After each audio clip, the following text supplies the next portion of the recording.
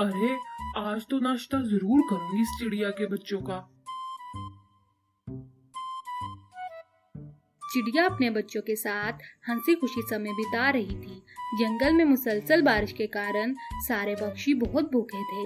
चिड़िया के बच्चों के लिए भी भोजन खत्म हो चुका था, इसलिए चिड़िया ने अपने बच्चों के लिए भोजन लाने का फैसला किया। बच्चों, मैं भोजन लेने के लिए जा रही हूँ। एक बात मेरी पल्लू से बांध लो। आजकल शिकारी पक्षी आए फिरते हैं। जो कुछ भी हो जाए, दरवाजा नहीं खोलना, अंदर से कुंडी लगा लो और अपना ख्याल रखना। मामा, हम घर में बैठ के ही खेलेंगे और बाहर नहीं जाएंगे।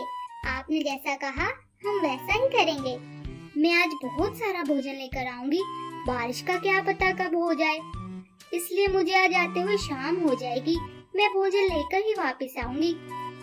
इधर चील ने भूखे होने के कारण चिड़िया के बच्चों पर नजर रखी हुई थी। कौवा चिड़िया के बाहर निकलने का इंतजार करता है। जैसे ही चिड़िया बाहर निकलती है, कौवा चील को बुलाने के लिए चला जाता है। वाह, आज तो मजे हो जाएंगे। काफी समय बाद आज पेट भर के खाना खाऊंगी। चील दरवाजा खटखटाती है और कहती है, अरे बच्चों, आपकी मामा ने रास्ते में जाते हुए मुझे कहा था मेरे बच्चों की हिफाजत करना, इसलिए मैं चिड़िया के संदेश के मुताबिक आप दोनों के पास आई हूँ। नहीं नहीं, हम अपना ख्याल खुद रख सकते हैं। चले जाओ यहाँ से। अरे, आज इस चिड़िया के बच्चों को खा के ही दम लूंगी। ये छोटे से चिड़िया के बच्चे क्या समझते हैं खुद को? मेरे कहने पर दरवाजा नहीं खोलेंगे। ये कहकर चील कुछ समय बाद फिर दरवाजा खटखटाती है। दरवाजा खोलो, तुम्हारी मामा ने भोजन भेजा है। वो कह रही थी मेरे बच्चे भूखे हैं, उनको भोजन दे आऊं। मैं थोड़ी देर बाद आऊंगी।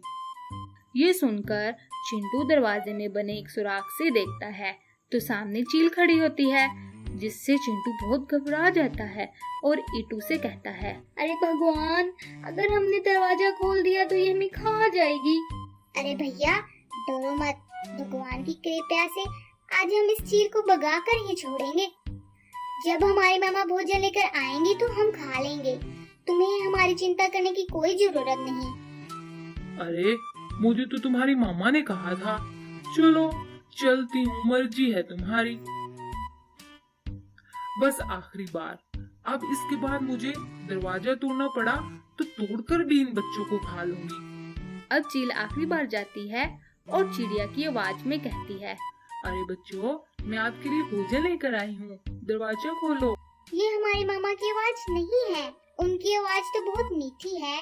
तुम हमारी मामा नहीं हो। चली जाओ यहाँ से। ये सुनकर चील को बहुत गुस्सा आ जाता है। वो भी वहाँ से चली जाती है और कहती है, आज तो जरूर कोई ना कोई इंतजाम करूंगी। इसलिए वो अपनी आवाज को मीठा करने के लिए मिठाई की दुकान पर चली जाती है और चील लड्डू खाना शुरू कर देती है। काफी सारे लड्डू खाने के कारण चील को एकदम से चक्कर आना शुरू हो जाते हैं।